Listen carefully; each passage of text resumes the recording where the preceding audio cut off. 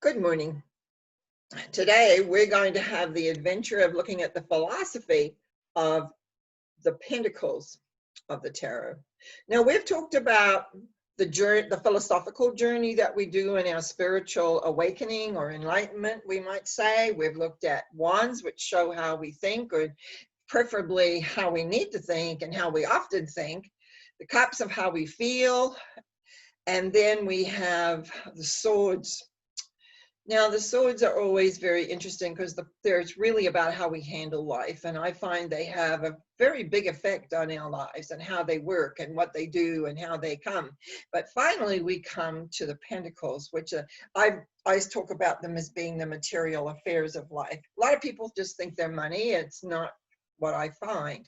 It's how does things out picture? How do the thoughts, how do the feelings, how do we are responding to life? How does it all out picture? How does that feel? Because everything must manifest into the material. We live in a material world. And many of us would like, maybe we wouldn't need that necessarily, but the reality is that's what we do. We live in a material world, we're in a material body.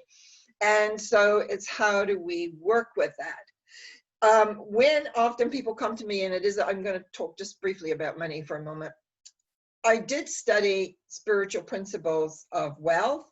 I've looked at all sorts of different things around money. For a while, you might be familiar with Rich Dad, Poor Dad. The cash flow game, I worked at traveling and teaching people how to play that. Because I learned it wasn't just a spiritual element to it, there was also a material element to money. But basically, money is energy. So I often think of it as a ribbon of love going around, because when you get tight with money, often that's when things don't work very well. And so I always think of it as somebody gives me money for my prep, when I'm working. I then pay my bills or go to the grocery store or whatever. And then they go and they pay their bills. So it's like a big ribbon that goes around the world. This ribbon of love going around in this thing called money. So many people have a whole lot of feelings about the word money, and it lights them up. So if you are interested in that, I did do a video on that, on words. And so you could look that up about words and how to change that inside. Because if you have a word that you react to as money, then what you're going to find that's going to impede you. So you want to know that there is not a word that's going to light you up, because then you're in reaction, then you're in the sword symbology, and you don't necessarily want that. But anyway, let's start this journey on the Pentacles. As always with the Pentacles is one comes in, the ace arrives, a new situation coming into the life. And basically that's it. It's a new situation, and it shows a pathway opening up, because when something is new, we do not know how that's going to end up. But what we do have to do is what the 2 talks about, which is balancing that with what we already know, or where we're already involved and what we're doing. So we're balancing the different aspects of our lives as we incorporate everything together. And here, what I actually like about this particular symbol is that the 2 pentacles is like a juggler juggling them, but there's the infinity sign wrapped around both of them, because we do need to use our strengths. We do need to use our knowledge. We do need to use our awareness of how to put things in perspective so we're not feeling stuck.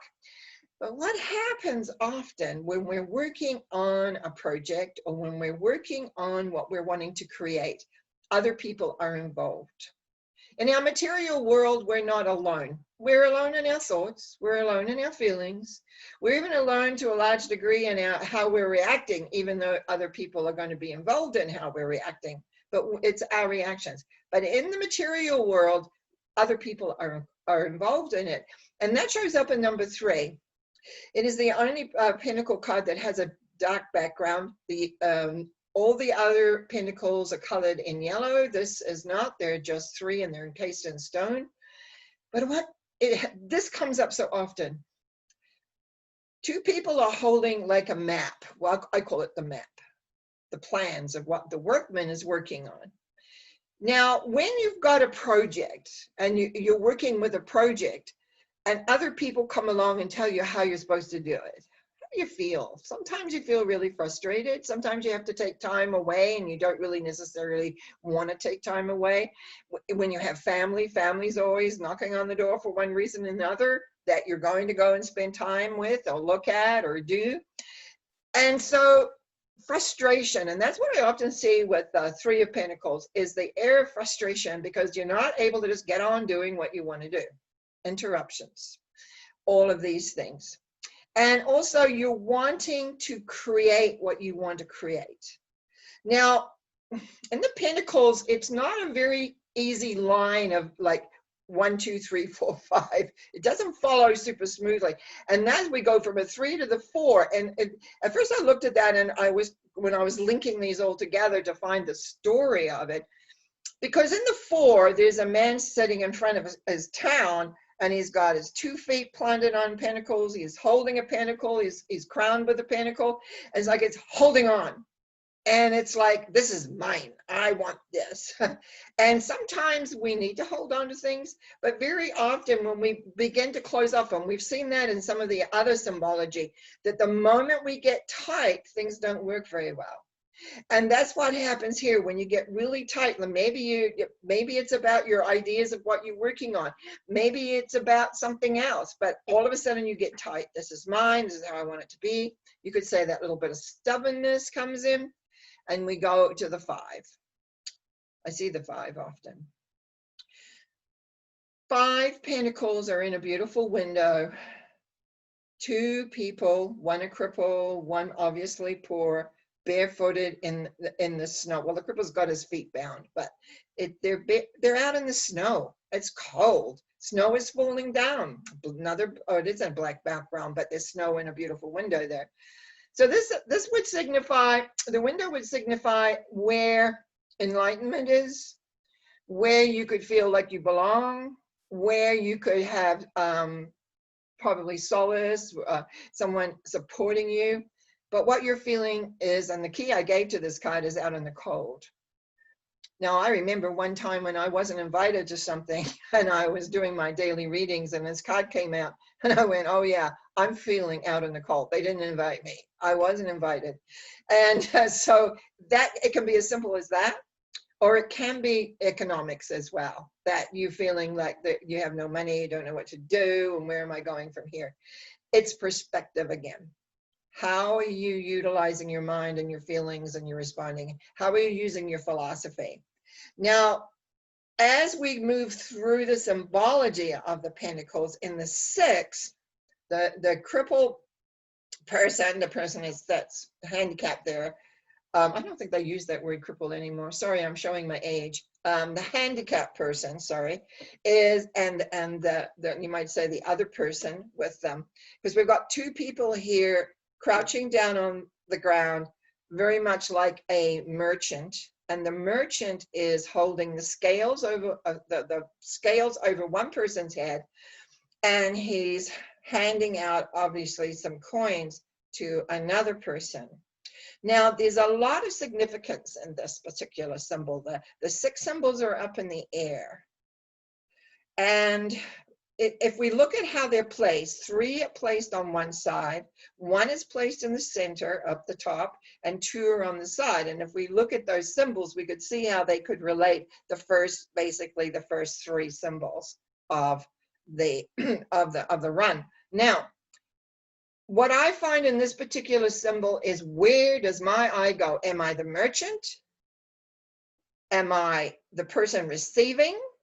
Am I the person waiting to see if I'm going to receive? Now, if I talked about on the 10 of Swords about how the finger placement was the same as the Hierophant and the 6 of Pentacles. If you look at his hand, he's holding, it's a way he's holding it. And this goes back, and remember when this was created, would have been in the late 1800s because it was published in 1910. The farmer would never ever give away all his seed because he needed some seed to replant so he could get his next crop. And if you look closely at his fingers, it's like he's not giving all his coins or all his money or all his energy, even just giving your energy away. He is giving a little. He's giving maybe most of it, but he's holding something back for himself because you need seed money. Now, the interesting thing in this symbol too is in the back, the castle of dreams is there. This person, this merchant, has acquired his dreams, but he's helping others. So you got to know, are you on the receiving end of some good things? I had some good things happen to me this week like that, unexpected, but wonderful. And the other person who's waiting is sometimes we just have to be patient and wait. And so we presume that we will receive. And so as we move into the 7, if you look at all the number 7 symbologies, if for those of you that have a deck of tarot, Rider Waite or similar, universal, light, etc., but basically the symbology at home, put all the 7s together in a line. They all are like introspective. 7 of Wands, insecure. 7 of Cups, imaginative. 7 of Swords, carrying all those things you don't need to carry, like i.e. guilt and regret, and also maybe other internal emotions too, like jealousy and envy. So here, this 7 of Pentacles, he's been working. He's got the great leaves, which by the way mean abundance, and the 6 of the Pentacles that you receive from the merchant are in the, and he's been working away. He's got a hoe and land, and he's tired. He's resting on his hoe with 1 pentacle below his feet, between his feet, sorry. Now, what happens often is that you work and work and work and work at a project, and you never ever think it's going to end. You're never going to get to where you want to get to. And this is the place I find often that comes up for people, and I just need to encourage them to keep going because you're nearly at the end. You know, there's a saying that says the darkest before the dawn. I was raised with that saying. Remember, it's always the darkest before the dawn. And this is that in a way, even though this is not a dark symbol, gray background, yes, but it's not a dark symbol. It's just, oh, I'm never going to get there. I'm tired. I don't want to do this anymore. But all I just need is that one more step. That 1 more pentacle has to go up there, and you will have achieved it. So really, the attitude we need is of the 8, where the 8, the person has 6 pentacles displayed. He's a workman. He's working away like a mason on a pentacle. There's this castle behind him. He has achieved. In other words, he's working towards what he wants to create. He enjoys it. He is there. It's ongoing. He doesn't stop. Something like me. I enjoy my work, so I keep doing it. I just love it, actually, in so many respects. And when I get maybe a little tired, like the 7, I find I have a rest. Then I go, oh, I miss my work. Let's get, and some client phones, or I am invited to speak somewhere or something, and next thing I know, oh God, that feels so good. And that is the 9. The 9, excuse me, is a woman, again, very similar to Empress in a way. If you remember, she has the love vibration all through, because on her gown is all the Venus symbols, and she's holding on her hand a hawk. And in the olden days, way back when, rich people hawked. They had pets, they had hawks. This has got the little hood on its head. And so she's in this garden, but there's a limitation in this garden. Oh, there's one more thing I need to mention. And that is this garden is full of grapes. Grapes are abundant. So here we go. We've got lots of abundance. But if you look closely at the symbol, there's 2 trees, which is really close to the castle, which is kind of at the edge of the symbol. And it really creates a little bit of a barrier. So, and if you look at often in women in those going back in time, there wasn't a lot of freedom for the wealthy women at all. They had very much what they needed to do, and it wasn't unpleasant though. It was a pleasant life, but it was restrictive. And so often I find that's what that symbol means, that you got what you want. And so there's an element of acceptance in that, the acceptance of the limitations for whatever reason, and the other symbols could show that. And then you come to the 10. Now, this also has often a juxtaposition in it, as so many of these pentacle symbols do. When you first look at it, it depends where your eye goes, of course, but there's two people inside the castle, a man and a woman. Oh, and there's a child. And the men and women very often look like they're arguing. They're communicating, but sometimes I feel like the friction is there. The man is holding the wand of will and authority from the magician. No, sorry, pardon, I made a mistake. From the chariot. He's holding his, so he has knowledge and he has awareness. He's inside the castle. He's created his environment. There's a little child who's holding the tail of a dog, and then there's another dog that is sitting beside an older man who's very elaborate robes, but is on the outside of the castle. He looks very much like the old wise man. And he is patting the dog, and he's just sitting there. And there's some other symbols on the archway of the castle. If you were to study the Kabbalah, you would find that the 10 symbols of the pentacles in the air is the Kabbalah, the journey. I'm not a Kabbalist, but I acknowledge and respect the journey that is displayed, because we all take the journey one way or the other. And whether you study it through the Kabbalah or through, like I did, going step by step through the symbology, you're going to reach the same awarenesses. You're going to reach the same understandings. And the key here is really as attainment. It's like opportunity is there. Are we taking it? Do we take opportunity? Do we reach out? Do we allow things into us? Like if you're working like the Four of Pentacles, honestly, it's not going to come in because there's no room. There's no room for more. It's like, I've got enough. Here it is. I'm happy. But it's not. It's too tight. Life does not work well with tight because we never, ever know where it's going to show up. We never know whether it's money, whether it's generosity, whether it's health, whether it's opportunity. The Pentacles are a lot about opportunity and about working with opportunity and creating opportunity and allowing opportunity. And it really depicts at the end, because the manifestation is everything is here for us. What we need to look at, of course, is how come we don't take the opportunities, or what that's our growth. That's where we go back to the philosophy. But before we go any further here, we got to look at the court cards, the attitudes, the habits we have in life. Now, and I just had a thought that I recently asked a client that had done quite a bit of work with me how they were doing, and the answer came back was really quite well. That she felt that some of the other aspects were coming back in, which can happen because our habits, and I always warn, watch your habits, because habits are instinctual, and if we keep doing them, they re-hook, they re-come in. But so habits are really, really important. So what do the Pentacles tell us? Relate to the element of earth, what we can see, feel, and touch.